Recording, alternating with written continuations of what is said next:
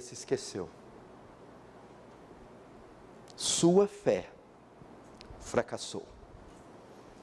E eu creio que muitos aqui podem estar passando pelo eclipse da fé. Estão assistindo com os olhos um naufrágio da fé. E questionam a si próprios.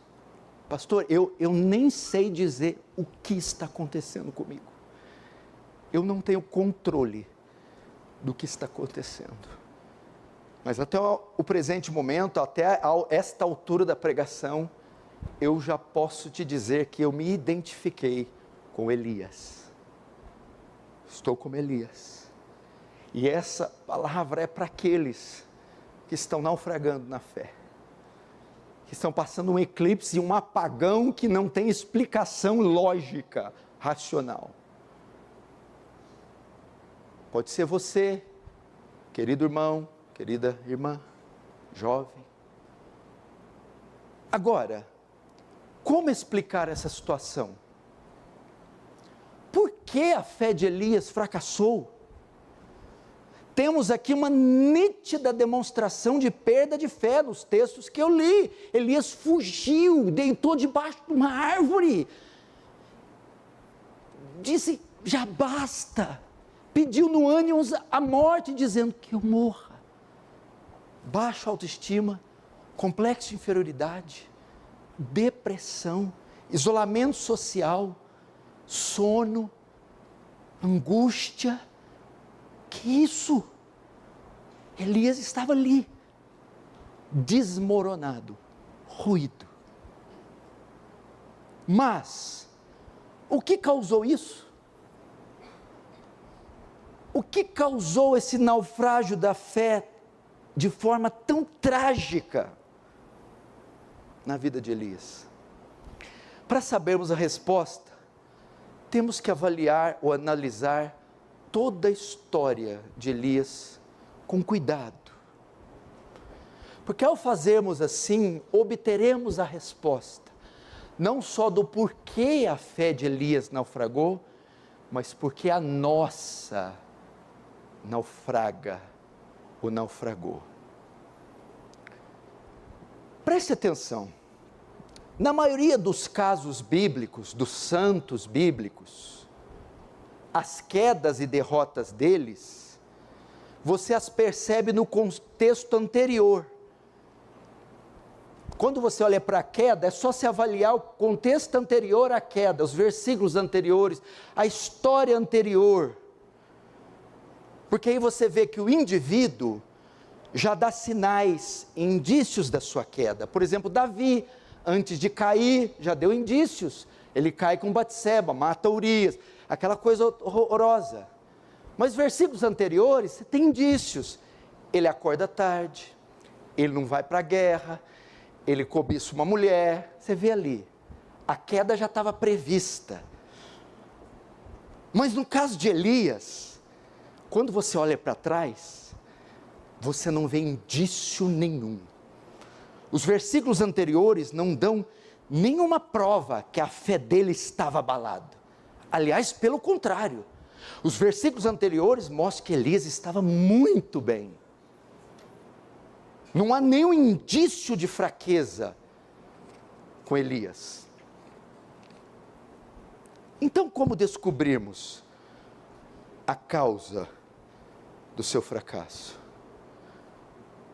Temos que procurar, não no seu passado, contexto anterior, mas no seu futuro, contexto posterior.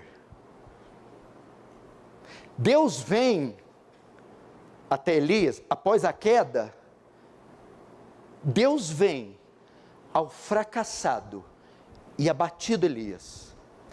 E Deus lhe faz uma pergunta, debaixo do zimbro, ali, em plena derrota.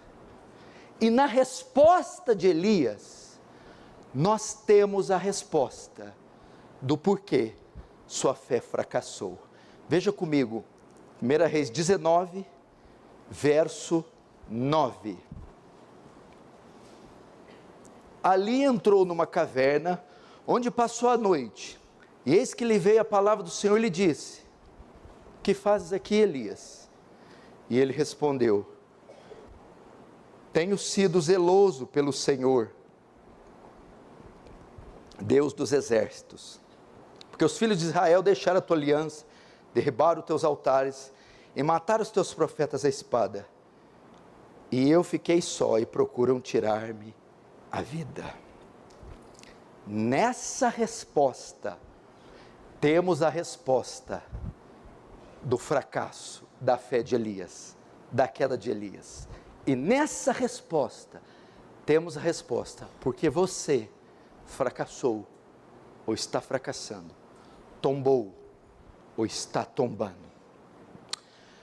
O primeiro ponto aqui que nós aprendemos, e o primeiro princípio, veja só, na resposta do 9, na resposta do 10, primeiro ponto, é que a queda exterior é antecipada pela queda interior. A queda exterior, a ruína, fugir, ficar debaixo da árvore, pedir a morte, é o aspecto exterior da queda de Elias. Ela é antecipada pela queda interior. O fracasso exterior, a fuga de Elias, foi por consequência do seu coração.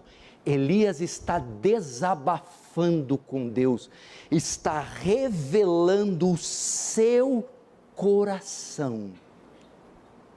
Até aqui, ninguém sabia de nada. Até aqui, Elias estava perfeito e completo. Mas, aqui ele revela que o seu coração estava inflamado, estava fervilhando. Algo estava acontecendo dentro do coração que ninguém via, nem sabia. Que só depois refletiu no exterior. Com a fuga, com a depressão, com a tristeza. Queridos irmãos, o problema sempre começa no coração. O fracasso, o naufrágio da fé, sempre começa no interior, no coração. Preste muita atenção. Não ignore os sinais do seu coração, não ignore as mudanças do seu coração. Algo estava acontecendo no interior de Elias. Ele está desabafando, ele está dizendo quando, por quê e onde, ele está reclamando, ele está expondo feridas, amarguras, dúvidas, inseguranças, incertezas. Isso estava tudo alojado no coração de Elias. E aí foi a causa onde deu início ao naufrágio da sua fé. Irmãos, o Salmo 139 que eu li na leitura hoje, sonda-me, ó Deus, sonda meu coração, sonda-me, vê se há alguma coisa nele, sonda, perscruta, mostra. O grande problema é o coração, é a sala de máquinas, é de onde procede a vitória ou a derrota, é onde o homem permanece de pé ou cai, é o seu coração. E vai a pergunta para mim, quando é que o seu coração começou a se esfriar? Como é que entraram no seu coração? O que aconteceu com o seu coração? Amargura, ressentimento, falta de perdão, inveja, tristeza excessiva, angústia, traumas, e isso ficou alojado. Você não desabafou, você não pôs para fora, você não compartilhou nem com Deus, nem com o próximo. É o coração, meu irmão. o fracasso da fé começa no coração. E aqui vai 3 conselhos para o coração. 3 conselhos. Primeiro, a Bíblia diz que do coração do homem procede todos os males, os homicídios, os furtos, os adultérios, a mentira, a lascívia, é do coração. Preste muita atenção nisso, o coração é uma peçonha mortal. Segundo, Jeremias diz que enganoso é o coração nos prega peça.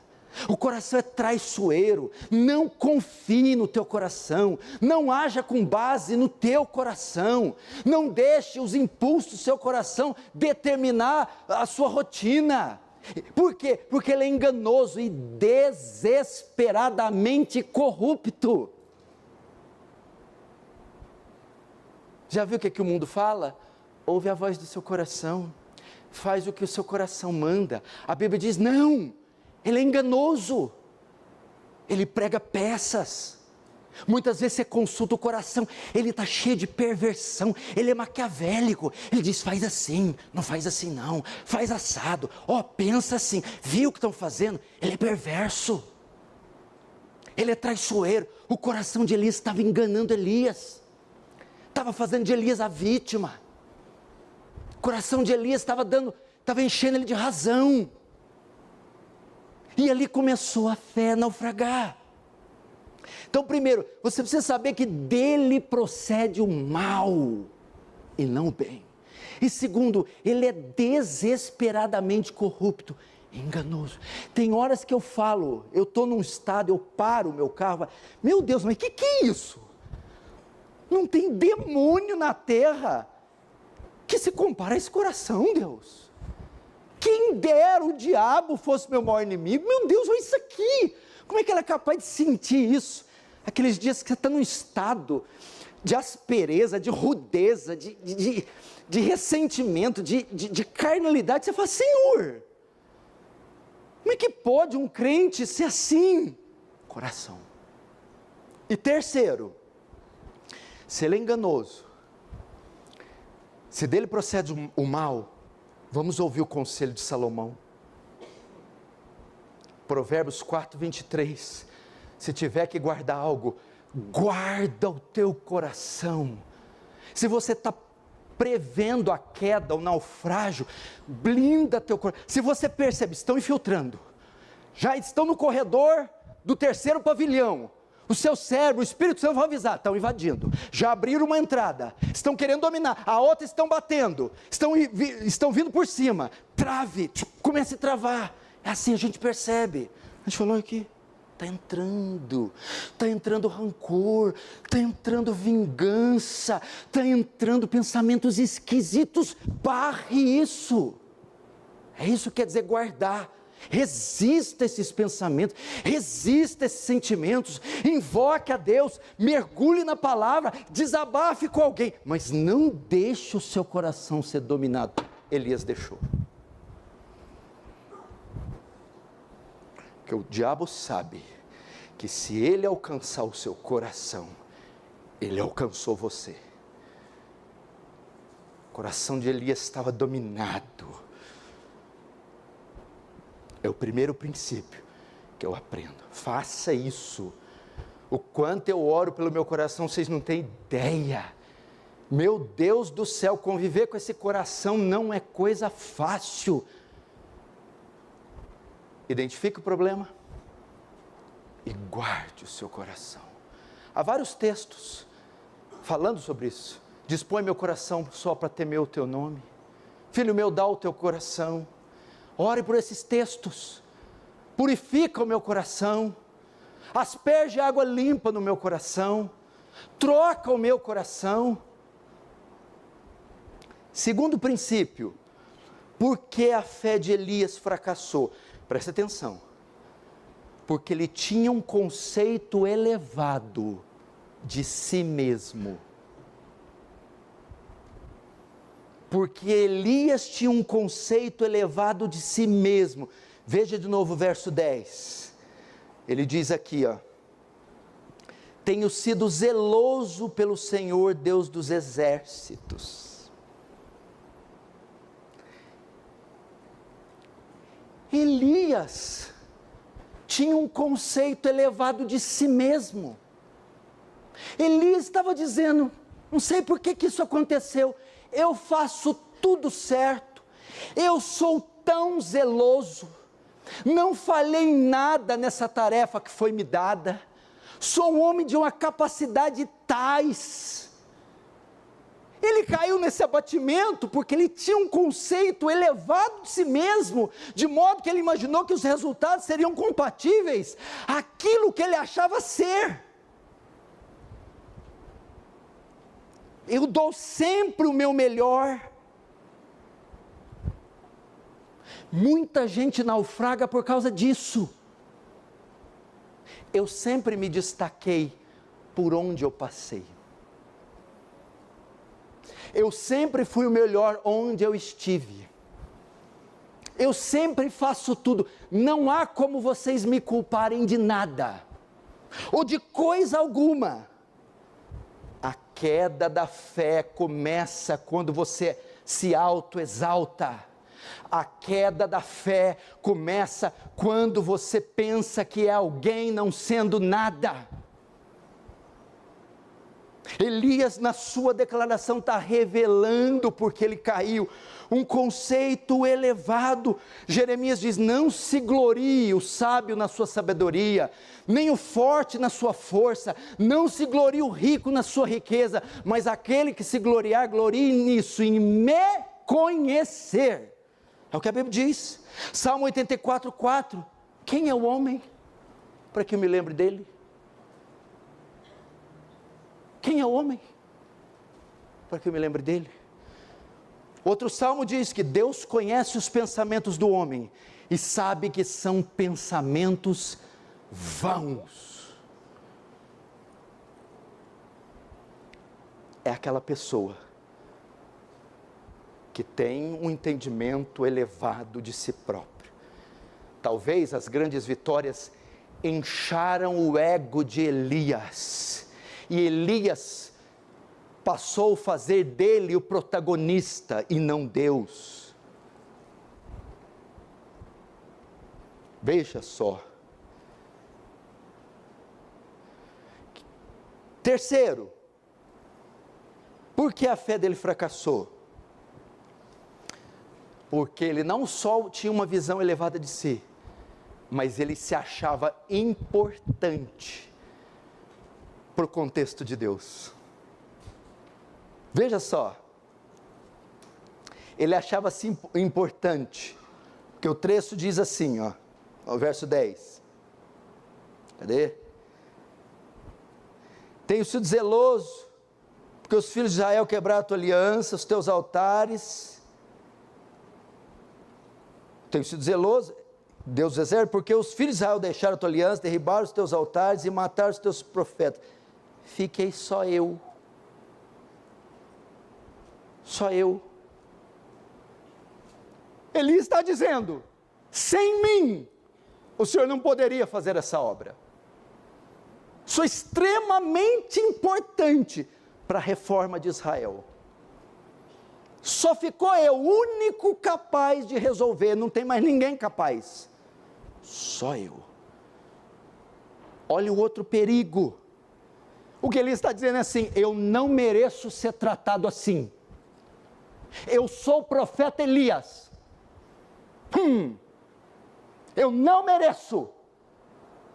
Eu sou a figura principal no que está acontecendo.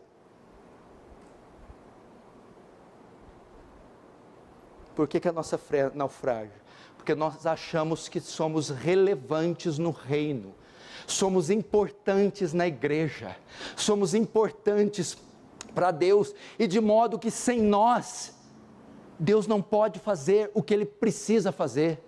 A igreja não pode ser igreja sem eu estar na igreja. Eles precisam de mim, eu sou importante. Filipenses 2:3, considerai os outros superiores a vós mesmos, você não é nada. Deus não precisa de você, nem de mim. Porque se você não quiser, as pedras fazem no seu lugar. Salmo 131. Meu coração não é soberbo, não ando atrás de coisas elevadas, mas me fiz como criança desmamada no colo da sua mãe. O salmista diz. Gálatas 6,3, pois se alguém pensa ser alguma coisa, não sendo, engana-se a si mesmo. Era o que Elias estava fazendo. Você vai entender, vai ouvindo que você vai entender onde vai ser o desfecho. Por isso a fé dele fracassou. Tinha um conceito elevado de si e achava que era importante. Como é difícil trabalhar com gente assim, que diz, eu não mereço ser tratado assim. Que diz, onde eu passei eu me destaquei. Eu sou bom.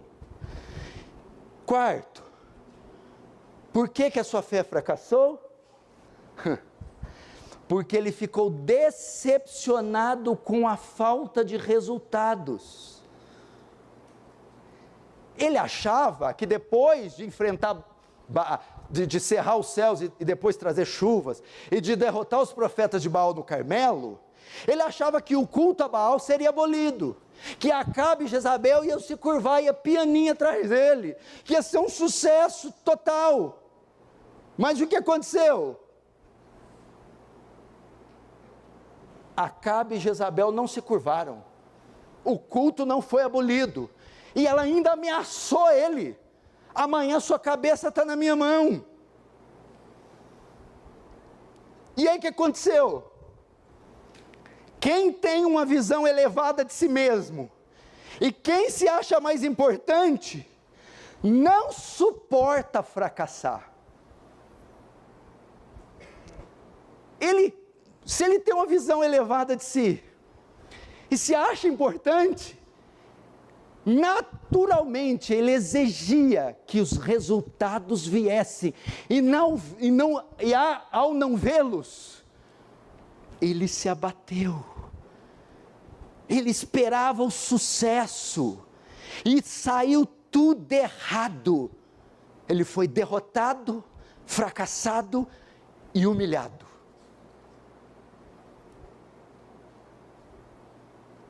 Onde eu passei, eu sou importante no cenário. Onde eu passei, eu me destaco. Eu tenho uma capacidade que outros não têm. Então, os resultados não vêm. Esse homem se abateu. Não é assim? Quanta gente você vê magoada, sentida, ou quanta gente você vê irritada, por quê? Porque sempre andou com o nariz em pé, ou sempre pensou mais do que devia de si próprio, e agora está sendo humilhada, está sem nada, e essa pessoa se abate muito, por quê? Porque eles não suportam serem humilhados, perderem.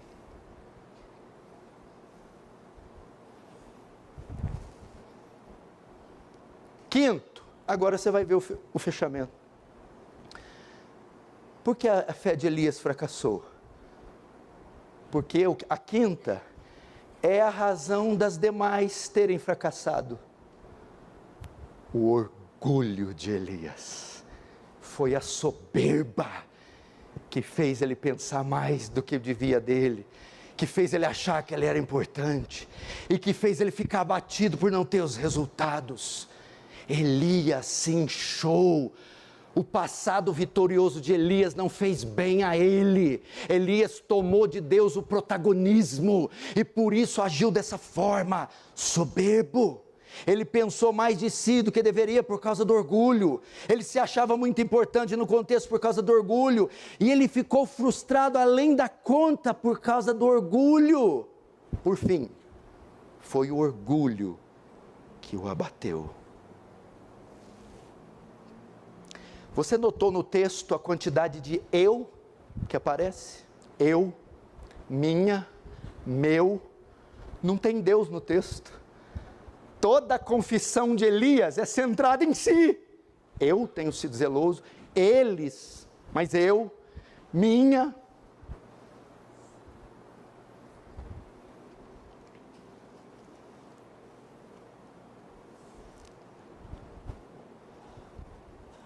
Isso mostrou que o quê? Preste atenção, irmãos.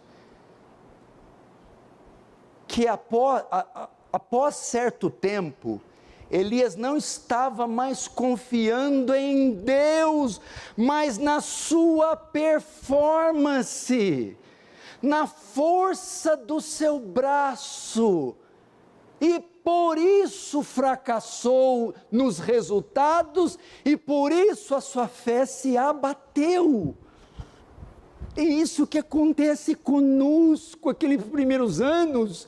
Nós somos movidos por uma confiança e dependência estarrecedora em Deus, e essa nos confere muitos resultados e vitórias e sucesso. Só que isso é uma linha tênue que pode dar lugar ao orgulho que faz de nós os protagonistas. Então deixamos de confiar em Deus e achamos: sou eu, é minha capacidade, são meus dons, são meus talentos. E de repente esse herói Marvel, com um cinturão cheio de vitórias, se vê agora com medo, igual um cachorrinho de uma mulher, vê que todo o seu plano fracassou e falhou, e ele está profundamente abatido.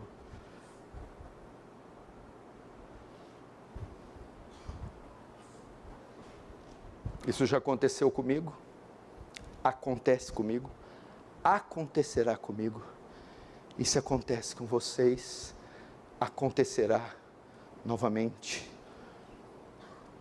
Reflita, irmão, direto ou indiretamente. Está passando isso no seu coração? Será que essa angústia, essa tristeza, é por não ver os resultados?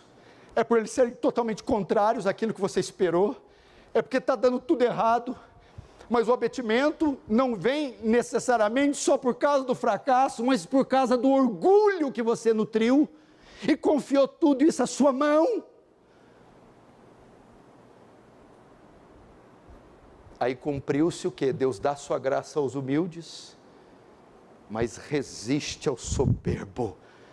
Deus se afastou de Elias por causa da sua soberba, e Elias então tombou. Note que nem sempre nosso eclipse vem sendo nós as vítimas. Vem porque o inimigo está nos oprimindo. Vem porque nós mesmos cavamos a cova. Nós mesmos construímos o caminho do eclipse e do naufrágio da fé. Não faça isso, meu irmão. Eu te imploro hoje, isso é o motivo do fracasso. Não faça isso, não deixe de confiar em Deus, meu irmão. Não olhe para você, meu irmão. Agora, como sair dessa situação? Como vencê-la? Porque ele está ali agora. Ele está ali no cume, no ápice, no zênite do seu fracasso.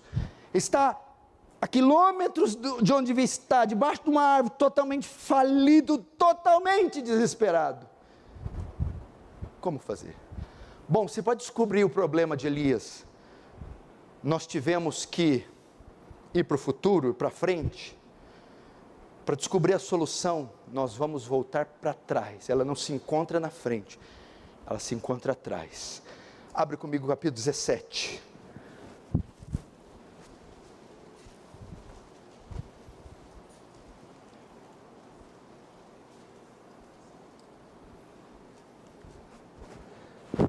Vamos fazer a leitura dos versos 2 ao 5. Veio-lhe a palavra do Senhor dizendo: retira-te daqui, vai para o lado oriental, esconde-te junto à torrente de Querite, fronteira ao Jordão. Beberás da torrente, e ordenei aos corvos que ali mesmo te sustentem. Foi, pois, fez segundo a palavra do Senhor, retirou-se e habitou junto à torrente de Querite, fronteira ao Jordão.